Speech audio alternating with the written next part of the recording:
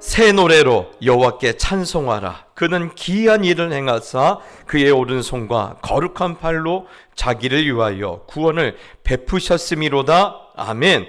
하나님 아버지, 오늘도 우리에게 생명을 주시고 구원을 베풀어 주시는 아버지 앞에 달려나와 예배하기를 원합니다. 저희들의 예배를 흠양하여 주시고 큰 은혜를 이곳에 허락하여 주시옵소서. 예수님의 이름으로 기도드리옵나이다. 아멘. 우리 사도신경으로 신앙을 고백하겠습니다.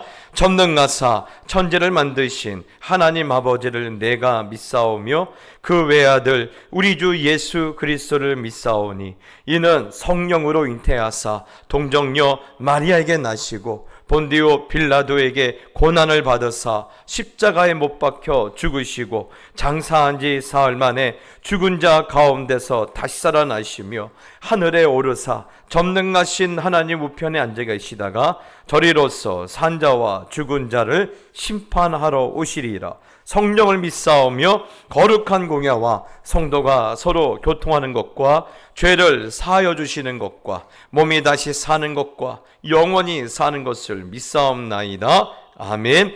우리 96장 찬양을 드리겠습니다.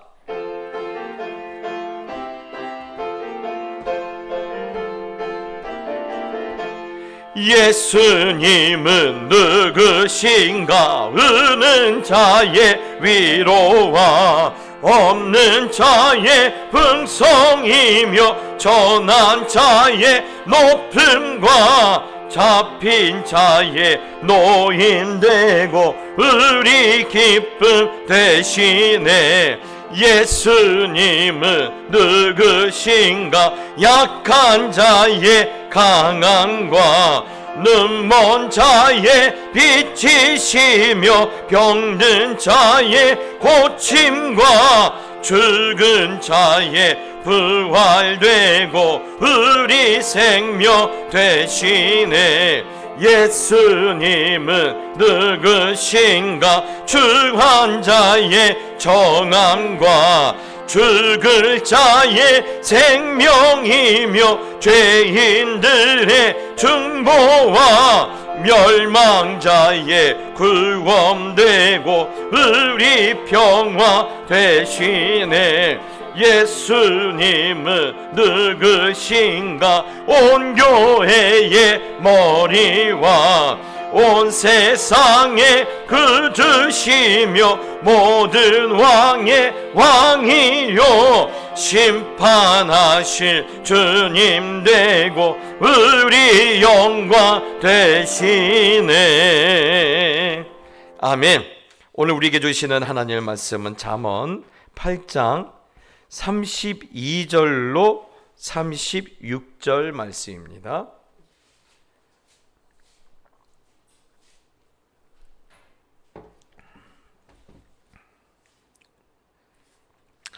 잠언 8장 32절로 36절 말씀입니다. 우리 한 절씩 나눠서 읽고 마지막 36절은 같이 읽겠습니다. 아들들아 이제 내게 들으라. 내 도를 지키는 자가 복이 있느니라. 누구든지 내게 들으며 날마다 내 문 곁에서 기다리며 문설주 옆에서 기다리는 자는 복이 있나니.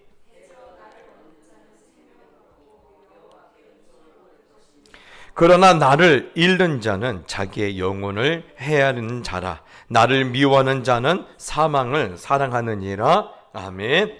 할렐루야. 오늘 우리는 잠언 8장의 말씀을 나눌 텐데요. 잠언 8장에서 이렇게 지혜를 우리가 받아야 할 일, 지혜를 사모해야 할 일, 지혜를 우리가 꼭 붙들어야 할 이유를 이렇게 말하고 있어요. 지혜가 너에게 생명을 주기 때문이다 말했습니다. 그 지난주에 주신 말씀과 이어서 보면 그렇습니다. 우리에게 지혜를 주시는, 생명을 주시는 지혜가 태초부터 있는 지혜다라고 말하고 있어요. 여러분, 우리에게 지혜를 주시는, 우리에게 생명을 주시는 지혜가 태초부터 있는 지혜라고 말씀하셨어요. 여러분, 그 말씀은 지금 어느 말씀과 똑같습니까? 요한복음 1장에 나온 말씀과 똑같아요. 태초부터 있는 말씀이고 그 말씀은 우리의 생명을 비추는 빛이다라고 말씀하고 있습니다. 그래서 오늘 이 잠언 8장은 이 핵심은 그겁니다. 생명을 주시는 그 지혜, 누구죠? 예수님이죠. 예수님을 만나기 위해 힘쓰라는 거예요. 예. 이것만 알고 돌아가시면 돼요. 예.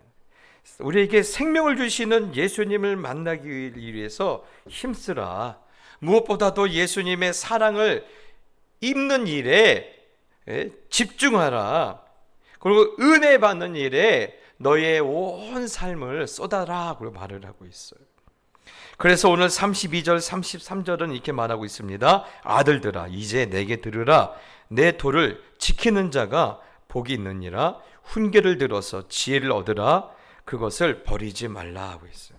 예, 아들들아 들으라는 거야. 내가 너에게 지금 말하는 이 믿음의 비밀을 너는 꼭 지켜라. 지키는 자가 복이 있다. 절대 버리지 말라라고 있어요. 여러분 이 말을 좀 선명하게 이렇게 해주는 말씀이 있는데 마태복음 13장 44절에 예수님이 이렇게 말씀하셨습니다. 천국은 마치 밭에 감추인 보화와 같으니 사람이 이것을 발견한 후에 숨겨두고 기뻐하며 돌아가서 자기 소유를 다 팔아 그 밭을 사느니라.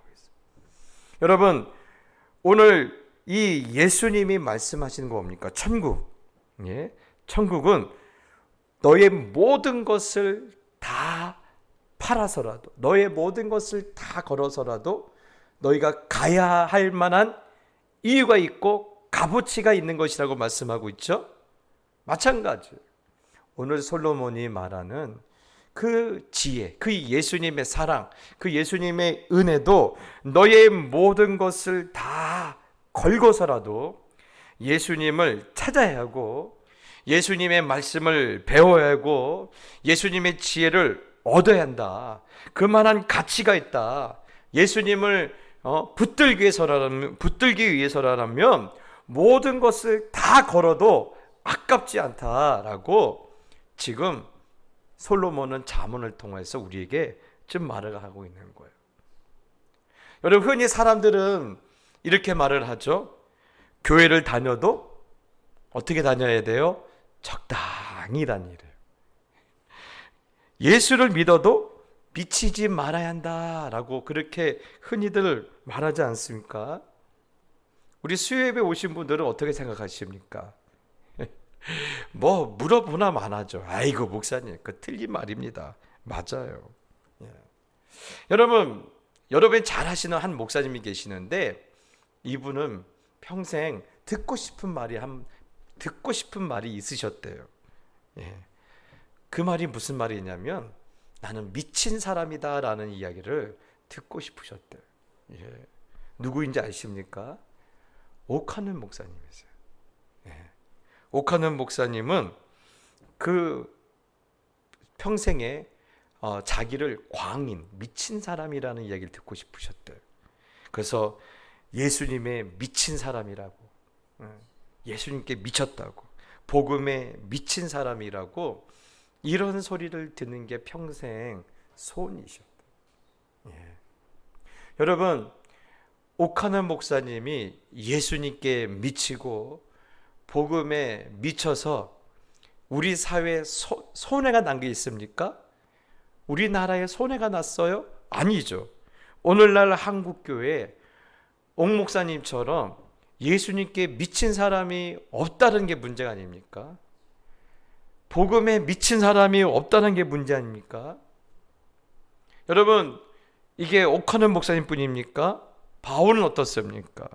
여러분 사도행전 26장에 보면 바울은 이 천부장, 벨리스 총독, 또 베스도 총독 그리고 아그리빠 왕에게 차례대로 재판을 받고 있어요. 그런데 참 제가 그때도 말씀드렸죠. 지금 바울은 피의자 신분이 되어서 재판을 받고 있어요. 그런데 그 재판정에서 바울은 뭐 하고 있는 거예요? 그 베스도 총독이나 벨리스 총독이나 아그리빠 왕에게 나사렛 예수님이 성경에 말하고 있는 그리스도라고 설교하고 있어요. 그는 부활하신 하나님의 아들이라고 설명하고 있어요. 그러자 그 모습을 보고 나중에 아그리빠 왕이 이렇게 말하죠. 바울이 이같이 변명하며 베스도가 크게 소리내어 이르되 바울아 내가 미쳤도다. 내 많은 학문이 너를 미치게 한다 하니. 네, 바울은 예수님께 미쳤던 사람이에요. 복음에 미쳤어요. 여러분, 만약에요 바울이 예수님을 적당히 믿었다면 바울은요 순교하지 않았을 거예요. 유대인들이 이 바울을 죽이려고 하지 않았을 거예요. 어느 누구도 바울을 고발하지 않았을 거예요. 적당히 믿었다라면, 그래서 목숨도 지키고, 또 그렇게 적당히 살면서 이 사람 저 사람 비유 다 맞춰줬더라면 바울은요 아마 장수했을지도 몰라요. 그런데 바울은 그것이 별로 중요하지 않아. 나의 모든 것을 걸고라도 예수님을 얻을 수만 있다라면 바울은 기꺼이 걸겠다라는 거예요.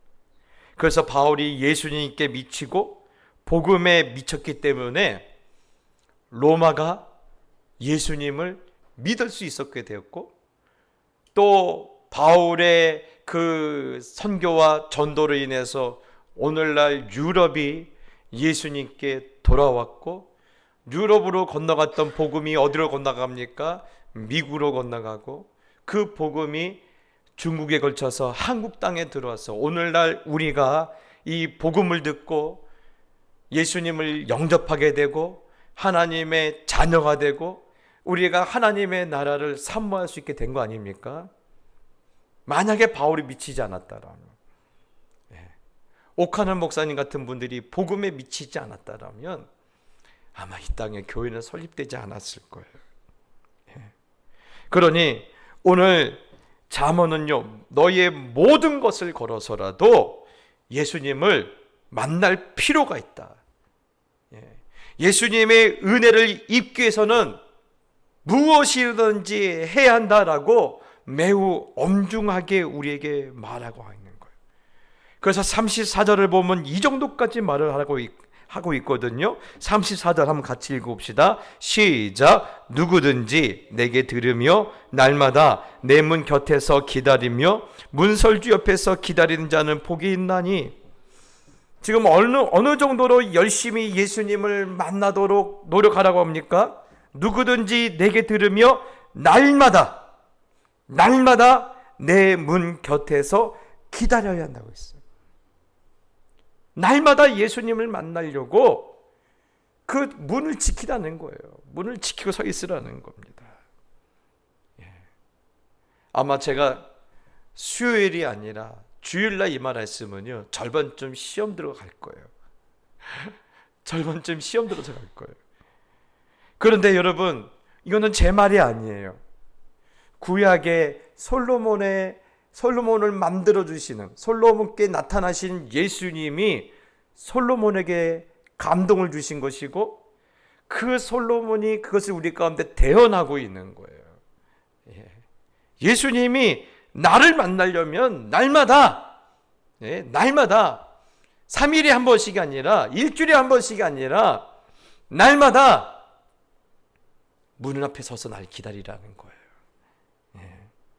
꼭 그렇게까지 해야 합니까? 네, 그렇게까지 해야 돼요. 그러면 그렇게까지 해서 공로를 쌓아야 하나요? 아니에요. 여러분, 오늘 이 말씀은요 공로를 쌓으라는 이야기가 아니에요. 그동안 한국교회가 잘못 가르쳤어요. 공로를 쌓으라는 이야기가 아니에요. 여러분, 그렇게까지 할 수 있었던 이유가 어디입니까? 날마다 예수님을 만나기 위해서 그 문 앞에 나가서 있고 그 문설주 곁에서 날마다 주님 언제 만날 수 있을까? 그렇게 왔다 갔다 할 수 있는 사람은 누가 그렇게 됩니까? 바로 아들을 주신 하나님의 사랑에 감동된 사람들이 그렇게 할 수 있는 거예요. 은혜를 받아본 사람들이 그렇게 할 수가 있는 거예요. 예. 여러분, 은혜를 받는 사람들은, 하나님의 사랑을 한 번이라 받고 경험해 본 사람들은 연휴 때 아유 목사님 예배 한번 쉽시다. 이제 올해도 추석 연휴가 꽤 길더라고요. 아유 목사님 추석 때 평소 때도 예배 많이 드리는데 추석 때도 쉽시다. 이런 말을 안 해요. 할 수가 없어요. 왜요? 은혜의 그 단맛을 받기 때문에. 근데 그 맛을 경험해 보지 못한 사람들은 쉬자라는 거예요. 예. 아유 평소 때 예배 잘 된 건 쉬자라는 거예요. 여러분, 패역한 인간을 자신의 피로 사서 하나님께 드린 예수님의 십자가의 사랑에 교만했던 자기의 마음이 무너졌던 그 사람들은요, 예수님을 만나려고요, 밤낮으로 예수님을 만나는 자리에 나아가요. 예. 그 사랑에 빠져본 사람들은요, 그거를 알아요. 예. 여러분, 예수님의 은혜를 경험해 본 사람들의 얘기를 들어보셨잖아요. 한결같아요. 그렇게 좋을 수 없대요. 예. 말씀을 통해서 예수님을 만나고 기도를 통해서 주님의 손길을 느끼는 사람은 그 시간을 사모할 수밖에 없다라는 거예요. 예배 시간이 너무너무 기다려진다라는 거예요. 말씀이 꿀송이처럼 달다라는 거예요. 기도 1시간 하는 게 아무렇지도 않다라는 거예요. 여러분, 오늘날 한국교회 문제는 뭔지 아십니까? 건물이 작은 게 문제가 아니에요. 숫자가 적은 게 문제가 아니에요. 교회에 돈이 없는 게 문제가 아니에요. 기도를 1시간도 하지 못하는 사람들이 태반이라는 게 문제예요. 말씀을 들을 때마다 졸리는 게 문제예요. 예배가 너무 많다고, 예배가 너무 길다고 생각하는 사람들이 문제예요. 어떤 분이 저한테 그랬어요. 목사님, 예배가 너무 길어요. 제가 가만히 생각했어요. 제가 예배가 긴가? 저 예배 1시간 이상 잘 안 드려요. 기껏해야 길어야 5분 넘어가나? 길대요. 예. 왜 길입니까? 예수님과 아직 사랑에 빠지지 않아서 그래요. 예수님의 사랑을 몰라서 그래요. 예. 여러분, 공로 쌓는 이야기가 아니에요. 누구든지 날마다 내 문 곁에서 기다리며 문설 옆에서 기다린 자는 복이 있다라는 이야기는요, 공로 쌓으라는 이야기가 아니에요. 예수님과 사랑에 빠진 이야기를 하는 거예요. 예. 잠언은요, 너희가 예수님과 사랑에 빠져야 한다라 말하는 거 있어요. 억지로 만나려면 만나집니까? 피곤하죠. 그런데 사랑에 빠지면요, 방금 전에 헤어졌는데 또 만나고 싶어요. 그렇죠? 예. 은혜를 받으면요, 더 목말라요. 왜요? 더 큰 은혜를 받고 싶거든요. 예. 은혜도 제대로 받아오지 못하니까, 뭔 예배가 이렇게 많아. 뭐 이렇게 설교가 길어. 이렇게 말을 하는 거예요. 제가 미국 가서요, 흑인 그 유명한 마틴 루터 킹 목사님 기념교회 갔는데요, 세상에 예배를 2시간을 드리세요. 예배를 2시간 드리세요. 설교가 길어서, 안 그래도 영어로 한 설교 띄엄띄엄 알아듣고 있는데, 예배 끝나니까요, 다시 찬양을 1시간을 하시는 거예요. 여러분, 만약에 우리 교회가 그렇게 되면요, 아마 다음 주부터 아무도 안 나오실 거예요. 동작교회 가면 예배가 너무 길다 해서 안 나오실 거예요. 예. 저는요, 우리 성도님들이 예수님과 좀 사랑에 빠졌으면 좋겠어요. 세상을 사랑하지 않고 예수님을 사랑했으면 좋겠어요. 그 십자가를 사랑했으면 좋겠어요. 예. 여러분, 성경에 보면요, 예수님과 정말 진하게 사랑에 빠진 한 사람이 있어요. 바로 누가복음 19장에 나오는 삭개오입니다. 삭개오는 가만히 제가 보니까요, 이미 예수님을 만나기 전 오래전부터 예수님의 말씀에 홀딱 빠진 것 같아요. 그러자 예수님이 자기가 살던 그 동네 여리고를 지나간다라는 말씀을 듣자마자 달려 나왔어요. 그런데 이미 길거리에는 사람들이 가득 있네요. 어디 하나 파고 들어갈 수가 없으니까 어떨 겁니까? 내 이 작은 키로 아마 삭개오 키나 내 키, 제 키나 비슷할 것 같습니다.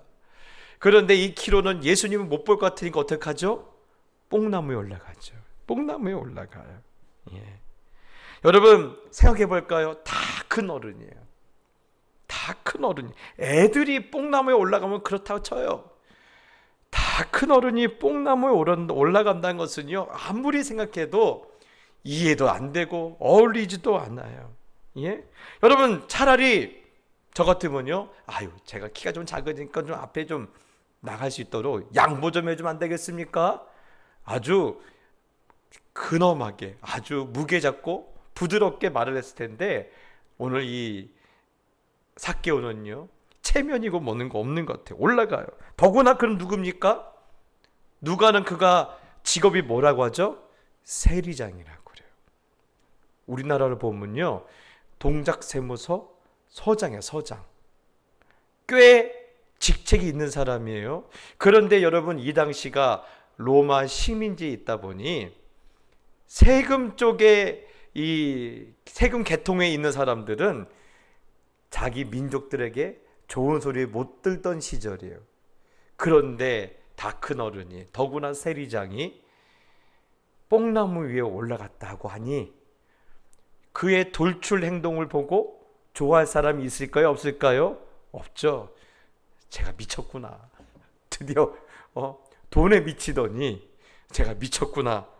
오히려 사람의 눈에 띄고 또 그렇게 미움을 받을 수 있었을 텐데도 삭개오는요, 개의치 않았어요. 왜 그랬을까?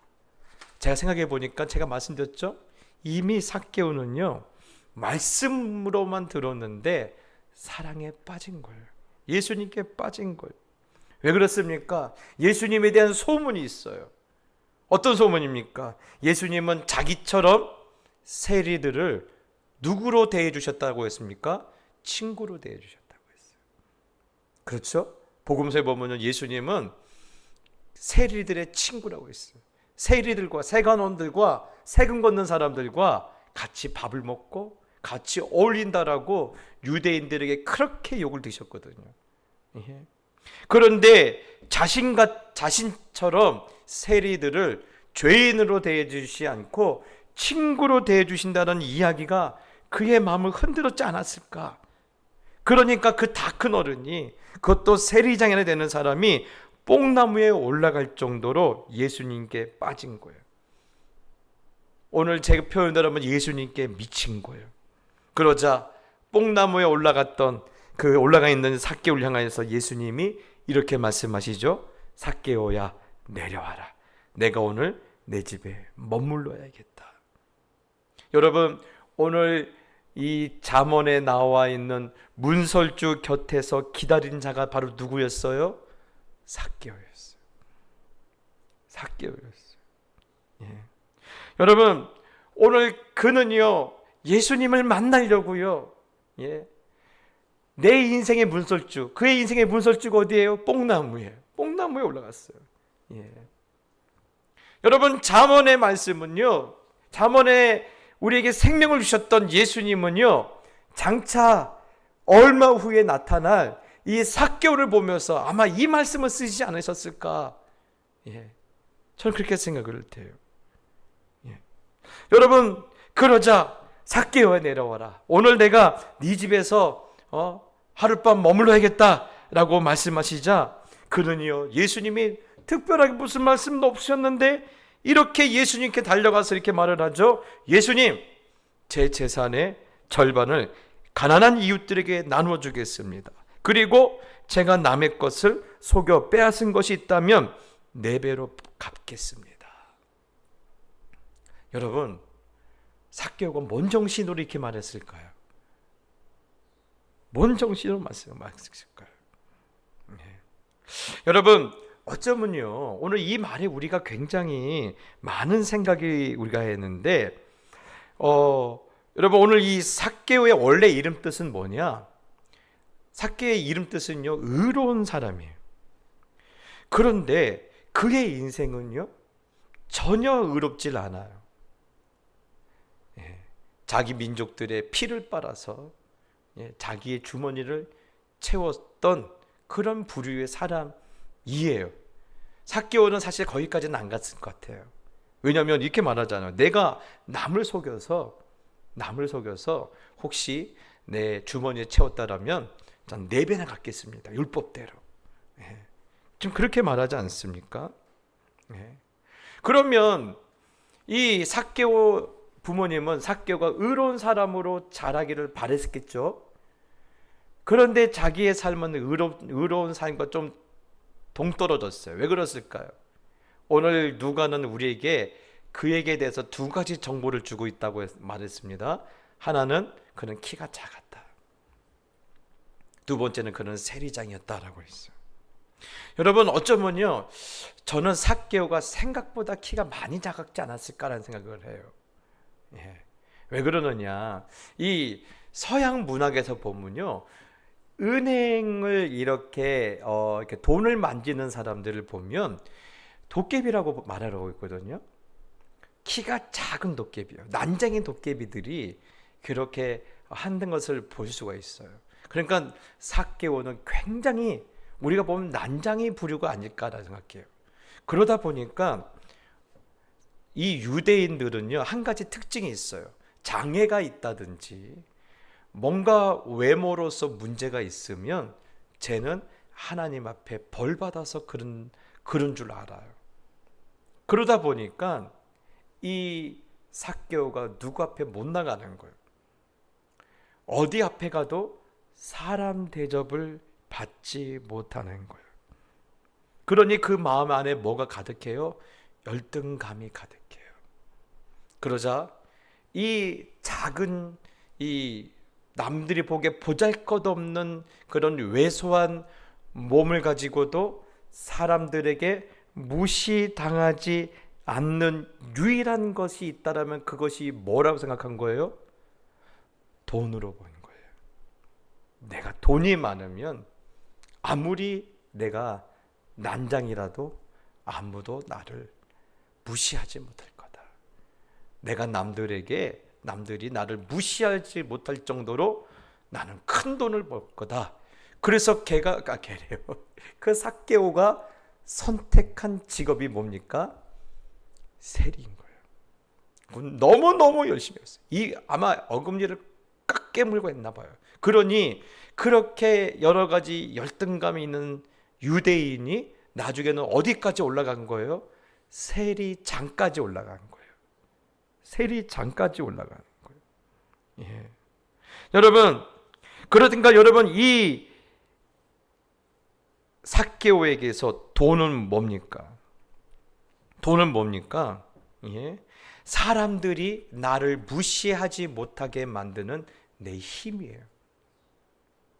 내 열등감을 감추는 힘이에요. 여러분, 그런데 그것을 어떻게 한다라는 거예요? 예수님과 사랑에 빠지자 그 돈을 나눠주겠다라는 거예요. 예수님이 세리였던 이 삭개오에게, 삭개오야, 네가 가진 돈 나눠줘야지 않느냐?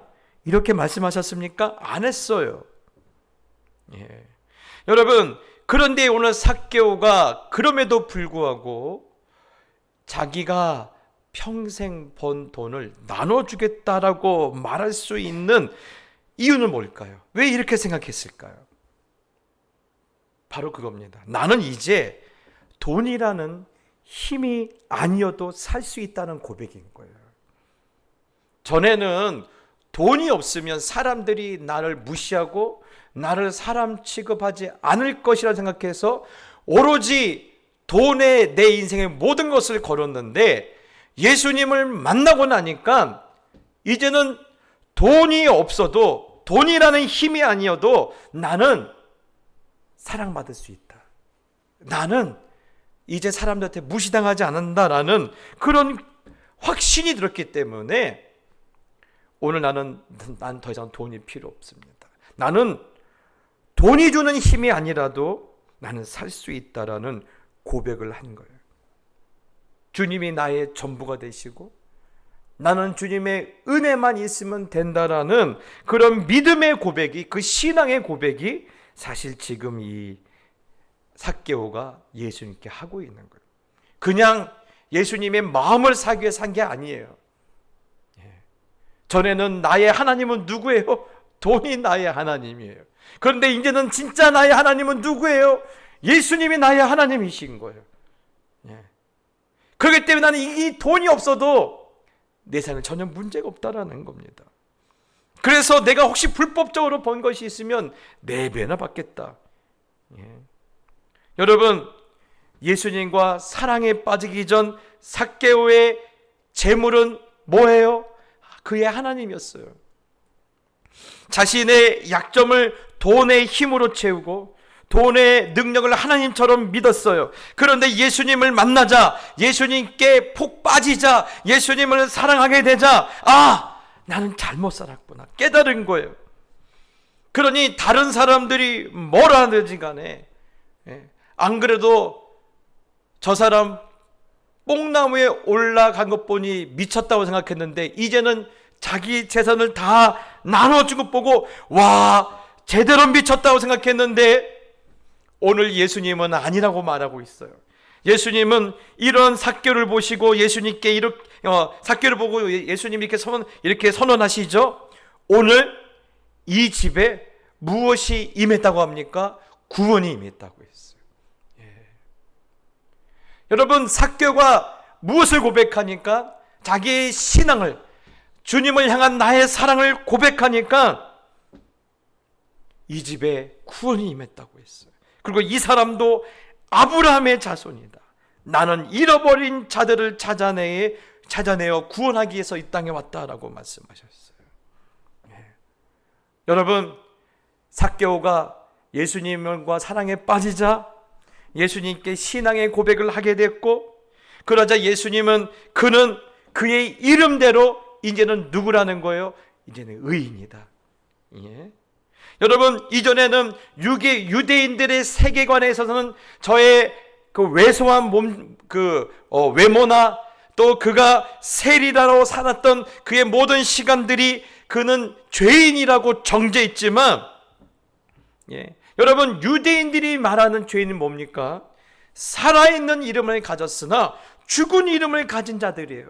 그러니까 그들은요, 우리를 보면, 우리같이 이방인을 보면 숨은 붙어 있지만 실상은 우리 보고 뭐라고 해요? 너희는 죽은 사람들이야. 너는 지옥의 땔감들이야. 그렇게 이야기했는데 예수님께서 내가 저를 구원하였고 삭개오는 더 이상 죽은 이름을 가진 것이 아니라 하나님의 자녀가 되었다. 저는 생명을 내 나로부터 공급받았다라고 오늘 예수님께서 선언하시는 거예요. 그러니 오늘 우리가 읽은 말씀 35절 36절에 이런 말씀이 있죠. 대저 나를 얻는 자는 무엇을 얻었어요? 생명을 얻었고, 여호와께 무엇을 얻었어요? 은총을 얻었고, 그러나 나를 잊는 자는 자기의 영혼을 해하는 자라.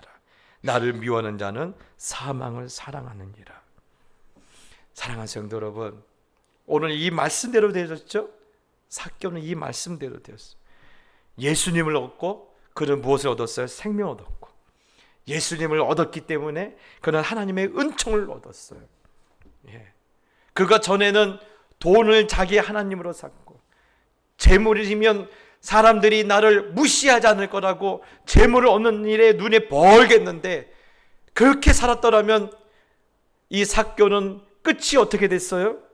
사망을 사랑하는 인생이 될 뻔했는데, 이제 삭개오는 그 사망에서 건진받아서 어디로 옮겨졌습니까? 생명으로 옮겨진 은혜를 입은 거예요. 저는요, 오늘 그래서 이 잠언의 말씀을 읽으면서 이 삭개오의 그 주신 그 신앙의 고백을 보면서 저희 교회도, 우리 교회도 이 삭개오 같은 믿음의 사건들이 많이 일어났으면 좋겠어요. 돈이 나의 전부인 줄 알고, 돈 없으면 사람들이 나를 무시하는 줄 알고, 그 돈 벌기 위해서 믿음 팔아먹고, 기도의 자리에서 떠나가고 예배의 자리에 등하셨던 인생들이 삭개오처럼 예수님과 사랑에 빠지고 그 십자가의 복음이 미쳐서 나는 그런 거 없어도 예수님의 은총만 있으면 됩니다, 예수님의 사랑만 있으면 됩니다라는 그런 구원의 감정들이, 예수님과 사랑에 빠진 그런 행복한 고백들이 많아지는 것이 저의 소원이에요. 저는 반드시 그렇게 될 줄 믿습니다. 왜 그런 줄 아십니까? 예수님과 사랑에 빠진 사람들이 기적을 경험하기 때문에 그래요. 여러분, 예수님과 사랑에 빠진 사람들이 기적을 경험을 해요. 여러분, 예수님께 미친 사람들이 자신의 팔자를 바꾸고 세상을 바꾸고 인생을 바꾸기 때문에 그러는 거예요. 왜 그렇습니까? 예수님 안에는 생명이 충만하기 때문에 그래요. 예수님 안에는 능력이 충만하기 때문에 그래요. 여러분, 그래서 예수님을 붙드는 자는, 예수님을 만나는 자는, 예수님과 하나 된 자는, 예수님과 사랑에 빠진 자는 그 안에서 무엇을 얻어요? 생명을 얻어요. 그래서 여러분, 요한복음 10장 10절은 우리에게 이렇게 약속합니다. 내가 온 것은 양으로 무엇을 얻게 하고 생명을 얻게 하고 더 풍성히 얻게 하려 합니다. 사랑하는 성도 여러분, 그러니 요한이 우리에게 부탁하죠. 우리에게 힘써야 할 것이 있다면 뭡니까? 예수님께 붙어 있어야 한다는 거예요. 예수님께 떨어져서는 아무것도 안 돼. 너의 인생에 예수님께 붙어 있어야 한다는 거예요. 그래서 내가 예수님 안에 있고 예수님이 내 안에 있으면 뭐라 그러죠? 무엇이든지 원하는 대로 구하라. 그러면 이루어지리라. 여러분, 너무너무 쉽잖아요. 그렇죠? 여러분, 세상에는요, 기브 앤 테이크예요. 너 나한테 뭘 원해? 그거 원해? 그러면 나한테 뭘 줄 수 있는데 이걸 물어보지만 예수님은 그거 안 물어보잖아요. 사랑하는 성도 여러분, 그러니 내가 예수님 안에 있고 주님이 내 안에 계시고 내가 예수님과 사랑에 빠지고 내가 예수님의 그 말씀에 내가 폭 빠져 있으면요, 아무리 사망의 음침한 골짜기에 떨어져 있을지라도 예수님은 우리를 반드시 건지셔요. 우리의 발걸음을 지켜주세요. 반드시 승리하게 합니다. 사랑하는 성도 여러분, 그러니 우리는 어디에 내 인생의 모든 걸 걸어야 합니까? 예수님과 사랑에 빠지는 일에 모든 것을 걸어야 돼요. 은혜 받는 일에 목숨을 걸어야 돼요. 제가 주일날 저녁에 우리 청년들이랑 수련회 갔다 오면서 이런 느낌 받았어요. 이렇게 이제 주일 사역을 다 마치고 또 청년들이랑 가면서 저녁을 먹고 또 이렇게 길을 잃어버려갖고 또 이렇게 또 방황하다가 좀 늦게 도착했어요. 그래서 그날은 한 12시까지 청년들과 같이 말씀 나누고 찬양하고 기도했는데 갑자기 그런 마음이 있는 거예요. 제 앞에 이렇게 말씀을 듣고 기도하는 청년들을 보니까 예수님 앞에는 12제자 같다라는 생각이 들었어요. 예수님 앞에는 12제자. 여러분, 예수님 앞에는 12제자들 인간적으로 보면 어떻습니까? 변변치 않아요. 그렇죠? 그나마 제일 많이 좀 배운 사람이 누구예요? 마태예요. 마태예요. 나머지는 어부고 막 그래요, 직업이. 그런데 여러분, 예수님 앞에 있는 12제자가 무엇을 합니까? 세상을 변화시키죠. 로마를 뒤집지 않습니까? 저는 그 마음을 주신 게 너무너무 기뻤어요. 그래서 제가 그날 밤에 그렇게 기도했어요. 하나님, 꼭 그렇게 하게 해주세요. 세상에 많은 일이 있지만 그것을 멈춰놓고 예수님 앞에 달려나와서 무릎 꿇은 이 청년들이 장차 세상을 변화시킬 수 있도록 능력과 지혜와 권능과 하나님의 이끄심으로 축복해 달라고, 하나님의 여호와의 은총을 입게 해달라고 제가 그날 밤에 간절히 기도했어요. 월급을 많이 주는 직장에 생명을 거는 청년들이 아니라 편안하면서도 인생 여유있게 사는 그런 직장에 목숨을 거는 인생이 아니라 삭개오처럼 오직 나에게 생명을 주시는, 나에게 은혜를 주시는 그런 예수님을 얻기 위하여 그 인생을 거는 그런 청년이 됨으로 그들이 예수님의 12제자처럼 세상을 뒤집고 인생의 하나님의 기적을 경험하고 지금은 미약하지만 나중에는 힘이 창대하게 되는 하나님의 영광의 자녀가 되라고 제가 그날 늦은 시간까지 기도했는데, 여러분 오늘 그렇게 기도해 주시길 바랍니다. 반드시 그렇게 돼요.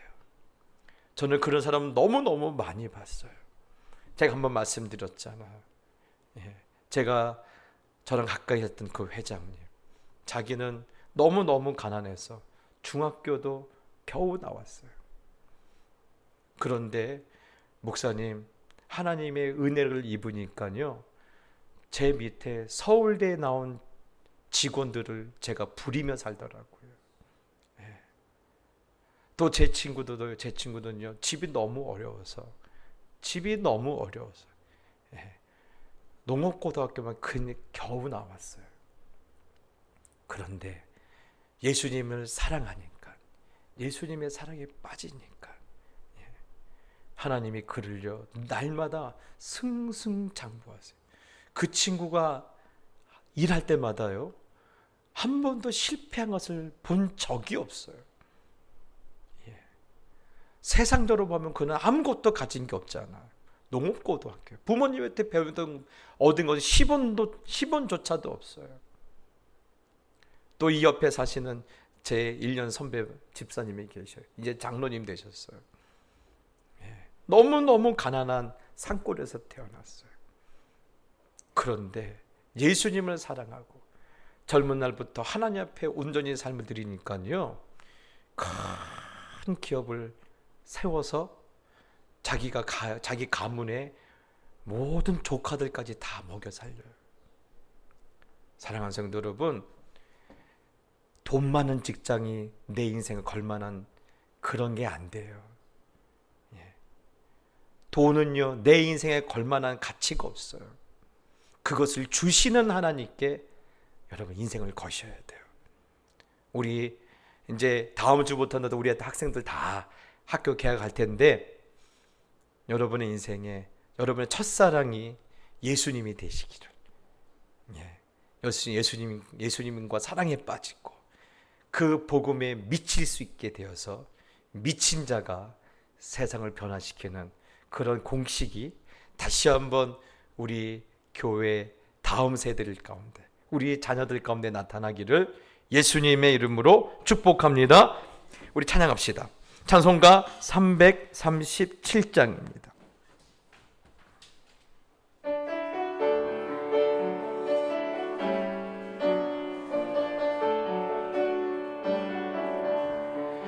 내 모든 시험 무거운 짐을 주 예수 앞에 아뢰이면 근심에 쌓인 날 돌아보사 내 근심 모두 맡으시네. 무거운 짐을 나 홀로 지고 견디다 못해 쓰러질 때 불쌍히 여겨 구원해 주리. 은혜의 주님 오직 예수. 내 모든 괴로움 닥치는 환난 주 예수 앞에 아뢰이면 주께서 친히 날 구해 주사 넓으신 사랑 베푸시네. 무거운 짐을 나 홀로 지고 견디다 못해 쓰러질 때 불쌍히 여겨 구원해 주리. 은혜의 주님 오직 예수. 내 짐이 점점 무거워질 때 주 예수 앞에 아뢰이면 주께서 친히 날 구해 주사 내 대신 짐을 져주시네.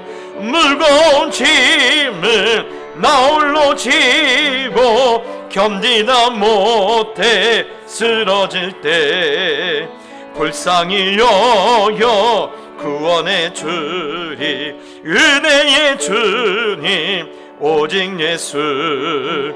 마음의 시험 무거운 죄를 주 예수 앞에 아뢰이면 예수는 나의 능력이 되사 세상을 이길 힘 주시네. 무거운 짐을 나 홀로 지고 견디다 못해 쓰러질 때 불쌍히 여겨 구원해 주리. 은혜의 주님 오직 예수. 여러분이 한번 기도할 때 하나님, 하나님의 은총을 입는 사람이 되게 하여 주시옵소서.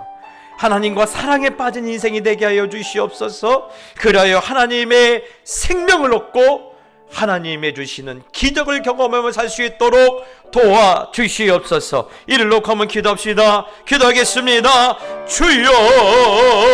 주여, 하나님 아버지, 그렇습니다. 하나님, 우리에게 소원이 있습니다. 다른 거 아닙니다. 여호와의 은총을 받는 것입니다. 여호와의 은총을 받아 하나님 인생에 행복해지는 것입니다. 하나님, 아무것도 나의 행복이 될 수 없습니다. 오직 하나님의 은혜입니다. 그 은총을 받는 것입니다. 그 은혜를 부어주시옵소서. 그 은총을 허락하여 주시옵소서. 또한 아버지 하나님, 하나님과 사랑에 빠진 자로서 하나님, 내 인생에 여러 가지 어려움과 두려운 일이 많지만 내 앞에 불가능한 일이 많아 보이지만 그래도 여호와가 아버지 하나님 주시는 그 기적을 하나님 내 인생의 눈으로 보며 손으로 만지며 살 수 있도록 하나님을 축복하시고 하나님 우리를 인도하여 주시옵소서. 여러분, 이 시간 우리 한 번 더 기도해 주시는데 이제 우리 교회 여름 사역이 다 끝났어요. 우리 사무엘부서 또 우리 다니엘, 우리 청년부가 여름 사역 끝났는데 이번 여름에 주셨던 그 말씀과 은혜를 붙잡고 이들이 적어도 우리 자녀들은 월급 많이 주는 직장에 생명을 걸지 않고 또 내 이름 내는 직장에 내 인생을 걸지 않고 예수님을 나의 능력으로 삼는 일에 그 인생을 걸 때 세상을 이기는 그런 하나님의 자녀가 되게 하여 주시옵소서. 주신 말씀 붙잡게 해주시고 주신 은혜 쏟지 않게 해주시고 주셨던 그 은혜에 그 성령에 붙들려서 이들이 이전보다 더 믿음 생활 잘할 수 있도록 예수님만 사랑할 수 있게 되게 해달라고 다시 한번 우리 주여 한번 무릎짓고 기도합시다. 기도하겠습니다. 주여, 하나님, 그렇습니다. 우리 자녀들은 세상과 다르기를 원합니다. 우리의 젊은이들은 세상과 구별되기 원합니다. 세상의 젊은이들은 월급 많이 주는 직장을 얻기 위하여 목숨을 걸고 하나님 정말 자기의 이름을 내는 일에 아버지 하나님의 자기의 인생을 걸지만 하나님 우리의 자녀들은 예수님이 나의 능력이 되는 일에 그 인생을 걸 수 있도록 목숨을 걸 수 있도록 도와주시고 그렇게 저들의 인생에 예수님이 능력이 될 때 예수님의 저들의 인생에 권능이 될 때 하나님 저들이 세상을 이기게 하여 주옵시고 세상을 변화시키게 해주시고 세상 앞에서 권능 있게 살 수 있도록 하나님은 저들을 도와주시옵소서. 저들에게 주셨던 말씀을 잊지 않게 하여 주시고 저에게 주시는 은혜를 쏟지 않게 하여 주시고 늘 성령의 충만함을 주님 다시 오시는 그날까지 끝까지 지켜낼 수 있도록 하나님 아버지 도와주시고 은혜 내려 주시옵소서. 하나님 아버지 감사합니다. 오늘도 너희가 나를 사랑하길 원한다. 나와 깊은 교제가 있기 원한다. 나는 너에게 생명을 주길 원한다. 그러니 너는 날마다 문 앞에서 그를 기다리라고 말씀하셨던 그 말씀 꼭 기억하게 해주시고, 그렇게 예수님과 사랑에 빠진 자로서 예수님의 큰 은혜와 은총과 기적을 경험하며 살 수 있도록 도와 주옵시고, 절대로 세상과 사랑에 빠지지 않게 하여 주시옵소서. 삭개오가 그가 평생 벌었던 재물을 그가 사랑하지 않기로 마음에 결정하고 이제는 예수님만 사랑하겠노라고 그렇게 헌신했을 때, 예수님은 그에게 의인이라고 인정했던 그 놀라운 이야기가 우리의 사랑에 빠진 이야기가 되게 해주시고 우리의 은총을 입은 인생 이야기가 될 수 있도록 주님 축복하여 주시옵소서. 이번 여름에 우리 자녀들에게, 우리 젊은이들에게 말씀해 주시고 은혜 주시니 감사합니다. 하나님, 그 말씀 꼭 붙들게 하여 주시옵소서. 그 가슴판에 새기고 달려가면서도 읽을 수 있도록 하나님께서 함께하여 주옵시고, 하나님 주신 은혜 쏟지 아니함으로 인하여 하나님 저들의 사는 날 동안에 예수가 나의 능력이 되며 예수가 나의 힘이 되어서 하나님 세상을 능력 있게 이기며 누구를 만나도 하나님 추월할 수 있는 그런 기적의 사람들로 우리 어린 자녀들이, 우리 젊은이들이 살아갈 수 있도록 함께하여 주시옵소서. 주님께서 반드시 그렇게 은혜 주실 줄 믿사오며 예수님의 이름으로 기도드리옵나이다. 아멘. 감사합니다. 오늘도 교회 앞에 광고 있겠습니다. 다른 건 없고요. 오늘 우리 최도분 권사님 가정에서 귀한 식사를 이렇게 대접하십니다.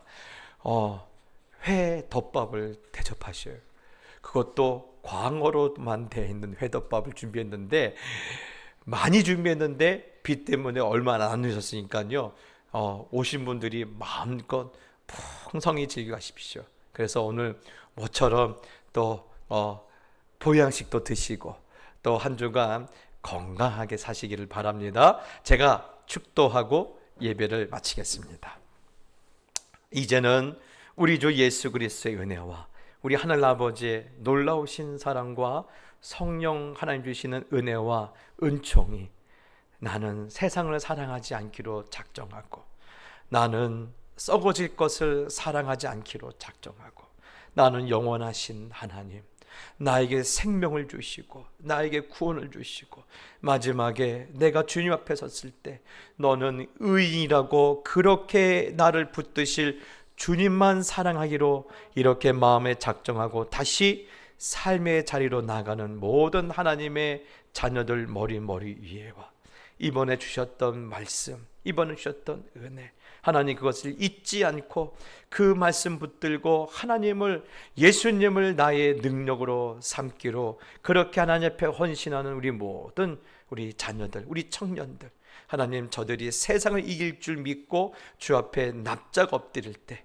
오늘도 그 말씀이 능력이 되어주시고 그 약속이 저들의 생애 가운데 반드시 나타날 줄 믿고 다시 그 믿음을 고백하며 하나님 앞에 선언하는 모든 하나님의 다음 세대 우리 자녀들에게 이제부터 영원히 함께 있을지어다. 아멘. 이곳에 오셔서 이곳에 앉으소서. 이곳에서 드리는 예배를 받으소서. 주님의 이름이, 주님의 이름만이, 오직 주의 이름만 이곳에 있습니다. 주님의 이름이, 주님의 이름만이, 오직 주의 이름만 이곳에 있습니다.